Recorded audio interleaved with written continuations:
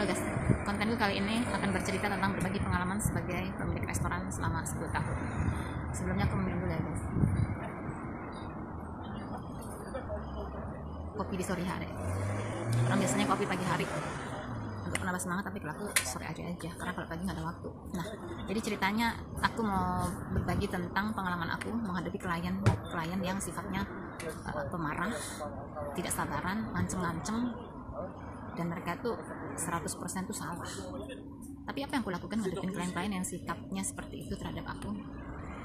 Aku biasa diam aja ya. Aku diam aja, nggak mau memperpanjang urusan karena aku tahu betul saya yang benar 100%. Dan mereka itu rata-rata udah salah, ngamuk-ngamuk, ngancem-ngancem ya, sampai ngomong aja nanti saya obrak-abrik atau nanti saya laporan polisi, nanti aduh macam-macam deh ya.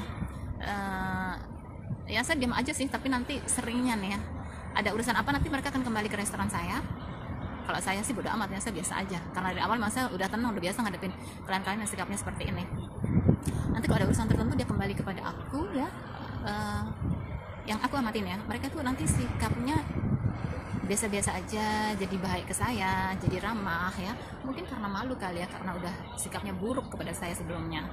Dan saya biasa aja ngadepin mereka ini yang tadinya memang tidak tahu diri ya, udah salah ngotot, ngancem lagi. Wow. Ya mau gimana lagi, karena dia itu klien, jadi aku harus bersikap baik dan mengalah.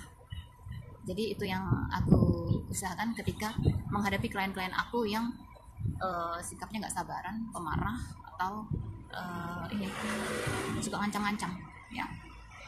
Tapi di saat tertentu ya harus tegas juga, dibutuhkan ketegasan. Karena apa? Ada kalanya mereka itu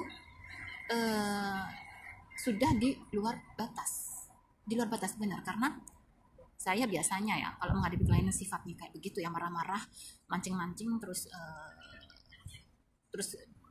dan saya orangnya tenang ya, nggak merespon apapun.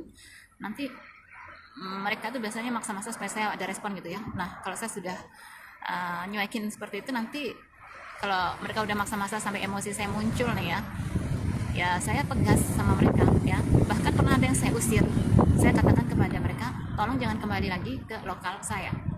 Satu orang pernah saya waktu itu, karena dia seorang laki-laki, tapi memang saya pikir sudah di luar batas emosi saya dan udah mulai menghina-hina, sudah mulai memancing-mancing saya supaya saya bereaksi ya. Dan saya pun kan ada batasnya ya nggak. Dan orang itu saya katakan, kamu jangan datang ke tempat saya lagi. Anehnya, karena ada keperluan juga ya dengan usaha dan perusahaan saya, balik lagi dia. Tapi dia sangat baik, jadi tahu diri ya. Saya cek aja ya, setelah saya usir dia masih balik lagi ya mau gimana.